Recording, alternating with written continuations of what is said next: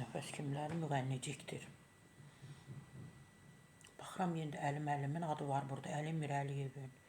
Təbii ki, istinad edirəm Milli Azad, Milli.Azad, Əli müəllim.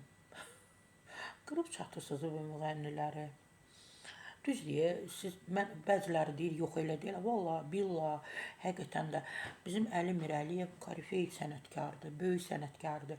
Özü demiş ki, məni deyir, ancaq çağırırlar ki, müzakirə, qalmaqal, qarşı durma yaradım. Əslində, Əli müəllimi mən tez-tez YouTube-da axtarış verirəm, onun mahnılarını dinləyirəm. Əli Mirəliyevin, Yalçın Qızazadənin, Elmira Rəhimovanın, siz də dinləyin. Görün, bunlar necə mahnılar ifa edib, aranjman necə, sözlər necə, ifa necə. Belədir də, belə olmaz. Doğrudan da bunlar böyük sənətkarlardır. Yenə də açıqlama verib ki, hazırda oxuya bilməyənlər yuxarı başda oturublar. Doğrudan da elədir də. Məclisə girəndə heç xalq artistinə, əməkdar artistinə, heç əməkdar artist olmasın.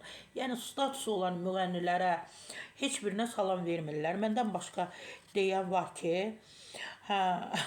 yeganə adamam ki, mən danışdıqca bunların sayı artır, müğənniciklər artır, amma müğənnilər azalır. Əli Mirəliyevdir ki, müğənniciklər çoxalır, müğənnilər azalır. Biz özümüz də görürük.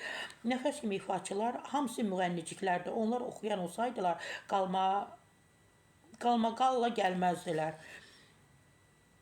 Əli müəllim deyir də, əslində düz deyir də. Məsəl üçün, bu deyir, biz müğənniyik. Məsələn, mən Yalçın Qızazadəni dinləyirəmsə, Elmira Rəhimovanı, amma məsəl üçün, bir adamdan soruşaq ki, nəfəsi dinləyən varmı, onun hansısa mahnısını eşidən varmı, amma digər, nə bilim, onun mətbəxidir, qeydiyi paltarlardır, təkcə nəfəsdən getmir, digərləri, nə bilim, bujuteriyalarıdır, nədir, bunların hamısını bilirlər, amma mahnılarını heç kim bilmir, oxumur, zümzümə etmir.